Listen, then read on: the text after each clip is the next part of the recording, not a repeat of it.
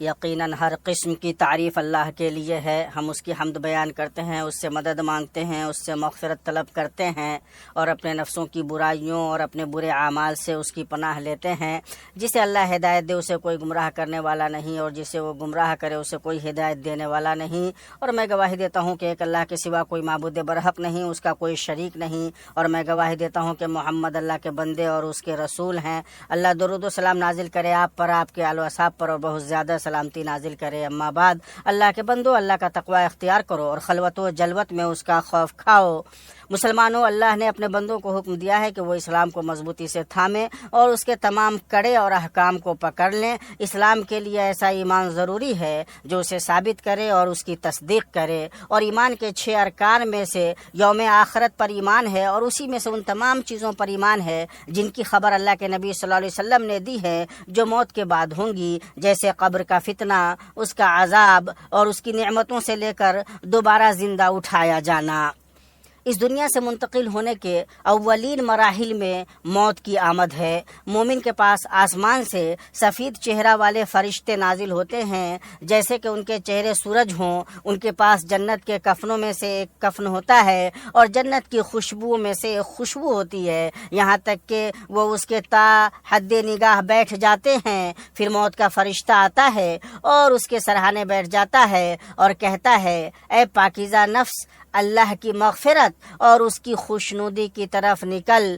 تو روح ایسے نکل جاتی ہے جیسے قطرہ مشکزے کے منہ سے نکل جاتا ہے۔ جہاں تک کافر کی بات ہے تو اس کے پاس آسمان سے کالے چہرے والے فرشتے اترتے ہیں، ان کے ساتھ کھردرا لباس ہوتا ہے، وہ اس کے تحت نگاہ بیٹھ جاتے ہیں۔ پھر موت کا فرشتہ آتا ہے اور اس کے سرہانے بیٹھ جاتا ہے اور کہتا ہے، اے خبیث نفس، اللہ کے غضب اور ناراضگی کی طرف نکل۔ یہ سن کر اس کی روح جسم میں دوڑنے بھاگنے لگتی ہے، اور ملک الموت اسے جسم سے اس طرح کھینچتے ہیں جیسے گیلی اون سے سیخ کھینچی جاتی ہے۔ اسے مسلم نے روایت کیا ہے۔ جب موت کا فرشتہ بدن سے روح کھینچتا ہے تو مومن بندہ دنیا کی مشقت اور اس کی تکلیف سے آرام پا کر اللہ کی رحمت میں چلا جاتا ہے، اور فاجر بندے سے بندے، بستیاں، درخت اور جانور آرام پا جاتے ہیں۔ اسے بخاری اور مسلم نے روایت کیا ہے۔ پھر وہ ایک دوسری دنیا کی طرف سفر کرتا ہے جو اس کی دنیاوی زندگی سے دراز ہوتی ہے، اور یہ برزخ کی زندگی ہے جو دنیا اور قیامت کے آنے کے بیچ میں ہے، اور قبر آخرت کی منزلوں میں سے پہلی منزل ہے۔ جب میت اس میں رکھی جاتی ہے تو اپنے لوگوں کے جوتوں کے پڑنے کی آواز سنتی ہے جب وہ لوٹ رہے ہوتے ہیں۔ پھر قبر میں بندہ 3 سوالات کر کے عظیم آزمائش سے دوچار کیا جاتا ہے، جن کا جواب کم لوگ ہی دے پاتے ہیں۔ آپ صلی اللہ علیہ وسلم نے فرمایا، مجھ پر وحی کی گئی ہے کہ تم لوگ دجال کے فتنے کے قریب قبروں میں آزمائے جاؤ گے۔ اسے بخاری اور مسلم نے روایت کیا ہے۔ اس کے پاس 2 فرشتے آتے ہیں، اسے بٹھاتے ہیں اور پوچھتے ہیں، تمہارا رب کون ہے؟ تمہارا دین کیا ہے؟ اور تمہارے نبی کون ہیں؟ جسے اللہ ثابت قدم رکھتا ہے وہ کہتا ہے، اللہ میرا رب ہے، اسلام میرا دین ہے، اور محمد میرے نبی ہیں۔ اس سے کہا جاتا ہے، تم جہنم کی جگہ اپنی جگہ دیکھو، تم جہنم کی اپنی جگہ دیکھو، اس کے بدلے اللہ نے تمہیں جنت میں جگہ دی ہے، وہ ان دونوں کو دیکھتا ہے۔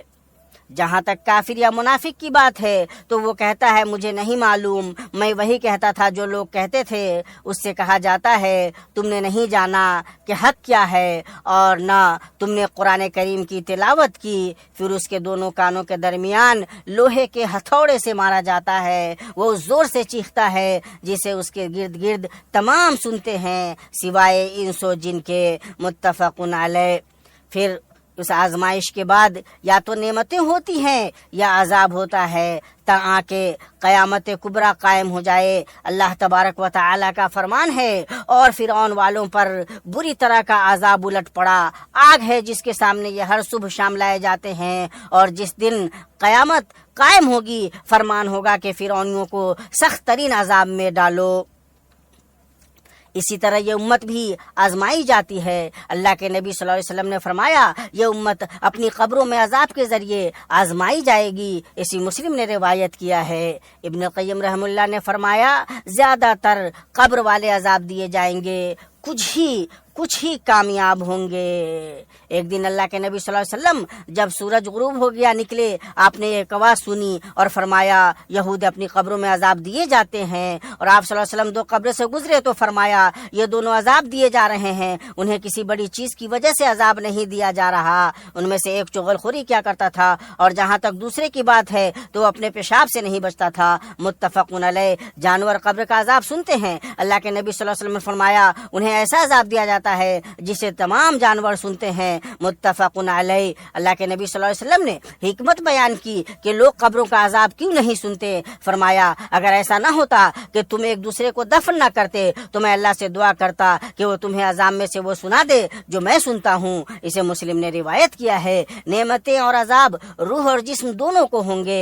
شیخ الاسلام رحمہ اللہ نے فرمایا اس بات پر تمام اہل سنت والجماعت کا اتفاق ہے کہ نعمتیں اور عذاب جسم و روح دونوں کو ہوں گے۔ اور اللہ کے نبی صلی اللہ علیہ وسلم ہر نماز کے بعد قبر کے عذاب سے اللہ کی پناہ مانگتے تھے۔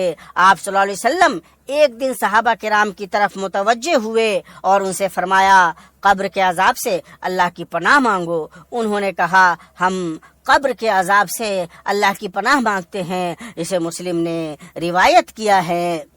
آپ صلی اللہ علیہ وسلم انہیں حکم دیتے تھے کہ وہ ہر نماز میں قبر کے عذاب سے اللہ کی پناہ مانگیں۔ آپ صلی اللہ علیہ وسلم نے فرمایا جب تم میں سے کوئی آخری تشہد سے فارغ ہو جائے تو 4 چیزوں سے اللہ کی پناہ طلب کرے، جہنم کے عذاب سے، قبر کے عذاب سے، موت و حیات کے فتنے سے، اور مسیح دجال کے فتنے سے۔ متفق علیہ۔ اور ابن عباس رضی اللہ عنہما سے روایت ہے کہ رسول اللہ صلی اللہ علیہ وسلم ان لوگوں کو یہ دعا اسی طرح سکھاتے تھے جس طرح قرآن کریم کی کوئی سورت سکھاتے تھے۔ اسے مسلم نے روایت کیا ہے۔ اور قبروں کی حرمت اور ان کا مقام ہے، نہ تو انہیں روندا جائے اور نہ ان پر بیٹھا جائے۔ اللہ کے رسول صلی اللہ علیہ وسلم نے فرمایا تم میں سے کوئی ایک انگارے پر بیٹھے جو اس کے کپڑے اور چمڑے کو جلا دے، یہ اس کے لیے بہتر ہے اس سے کہ وہ کسی قبر پر بیٹھے۔ ائمہ کا اس بات پر اتفاق ہے کہ قبروں پر عمارت بنانا، اسے چنا گچ کرنا، قبر کو سجدہ گاہ بنانا اور اس کے پاس نماز کا قصد کرنا حرام ہے۔ آپ صلی اللہ علیہ وسلم فرمایا سنو، قبروں کو سجدہ گاہ نہ بنانا میں تمہیں اس سے منع کرتا ہوں۔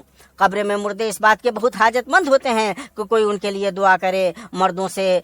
مردوں سے ضرورتیں طلب کرنا، ان سے مدد مانگنا یا اللہ کے سوا ان کی طرف متوجہ ہونا دنیا میں شرک کی اصل و بنیاد ہے، اور بنی آدم میں جو پہل شرک واقع ہوا اسی سبب سے ہوا۔ ان تمام باتوں کے بعد مسلمانوں قبروں نے نصیحت کی، اس نے کسی واعظ کے لیے کوئی بات نہ چھوڑی۔ عثمان رضی اللہ عنہ جب قبر کے پاس سے کھڑے ہوتے تو روتے یہاں تک کہ ان کی داڑھی تر ہو جاتی۔ اور اللہ کے نبی صلی اللہ علیہ وسلم بطور خطیب کھڑے ہوئے، آپ نے قبر کے فتنے کو ذکر کیا جس سے آدمی آزمایا جائے گا۔ آپ صلی اللہ علیہ وسلم نے جب اسے ذکر کیا مسلمان زار و قطار رونے لگے۔ اسے بخاری نے روایت کیا ہے۔ اللہ کی توحید اور اس کے لوازم قبر کے عذاب سے نجات کا سب سے بڑا ذریعہ ہے۔ نبی صلی اللہ علیہ وسلم نے فرمایا جب مومن کو اس کی قبر میں بٹھایا جاتا ہے تو اس کے پاس فرشتے آتے ہیں، پھر وہ گواہی دیتا ہے کہ اللہ کے سوا کوئی معبود برحق نہیں اور محمد صلی اللہ علیہ وسلم اللہ کے رسول ہیں۔ یہی اس قول کا مصداق ہے۔ ایمان والوں کو اللہ کی پکی بات کے ساتھ مضبوط رکھتا ہے۔ نیک عمل قبروں میں انسان کا ساتھی ہوتا ہے۔ نبی صلی اللہ علیہ وسلم نے مومن کی قبر میں رکھے جانے کا حال کو بیان کرتے ہوئے فرمایا اس کے پاس ایک خوبصورت چہرے اور خوبصورت کپڑوں والا خوشبو سے مہکتا ہوا شخص آتا ہے اور کہتا ہے خوش ہو جا اس کام پر جو تیرے لیے خوشی کا باعث ہے، یہ وہ دن ہے جس کا تجھ سے وعدہ کیا جاتا تھا۔ تو وہ مومن اس سے پوچھتا ہے تم کون ہو؟ تمہارا چہرہ تو بھلائی لے کر آنے والے کا چہرہ ہے۔ وہ کہتا ہے میں تیرا نیک عمل ہوں۔ اسے احمد نے روایت کیا ہے۔ لہٰذا عقل مند شخص موت سے پہلے نیک اعمال کا ذخیرہ کرتا ہے، کیونکہ اللہ کا وعدہ سچا ہے، موت آنی ہے، اور زندگی خواہ کتنی ہی لمبی ہو قبر سے بچنے کا کوئی راستہ نہیں۔ اللہ تعالیٰ کا فرمان ہے، اے انسان تو اپنے رب سے ملنے تک کی کوشش اور تمام کام اور محنتیں کر کے اس سے ملاقات کرنے والا ہے۔ اللہ تعالیٰ مجھے اور آپ کو عظیم قرآن میں برکت عطا فرمائے اور مجھے اور آپ کو اس کی آیات اور حکمت بھری باتوں سے نفع پہنچائے۔ میں اپنی یہ بات کہتا ہوں اور اللہ سے اپنے آپ کے اور تمام مسلمانوں کے ہر گناہ کی مغفرت چاہتا ہوں۔ تم مجھ سے مغفرت مانگو، بے شک وہی بخشنے والا مہربان ہے۔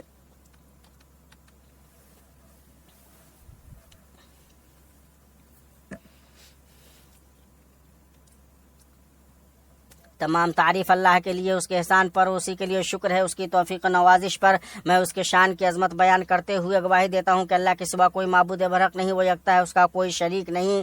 اور میں گواہی دیتا ہوں کہ ہمارے نبی محمد اللہ کے بندے اور اس کے رسول ہیں۔ اللہ ان پر، ان کی آل پر، ان کے صحابہ پر کثرت سے درود و سلام نازل فرمائے۔ مسلمانوں، عمر مختصر ہے اور یہ بہت تیزی سے گزرنے والی ہے۔ دنیا بندے کو غفلت میں ڈال لیتی ہے اور قبریں آخرت کی یاد دلاتی ہیں۔ نبی اکرم صلی اللہ علیہ وسلم نے فرمایا، تم قبروں کی زیارت کیا کرو کیونکہ وہ موت کی یاد دلاتی ہیں۔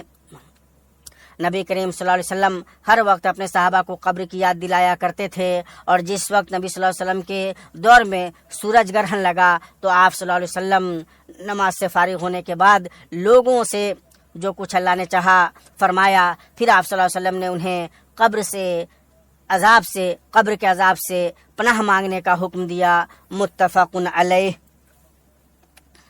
لہذا قبر کے عذاب اور اس کے فتنہ سے اللہ کی پناہ مانگو، ان گناہوں سے بچو جو اس عذاب کا سبب بنتے ہیں، اور اس سے سلامتی اور بچاؤ کے لیے ذرائع اختیار کرو۔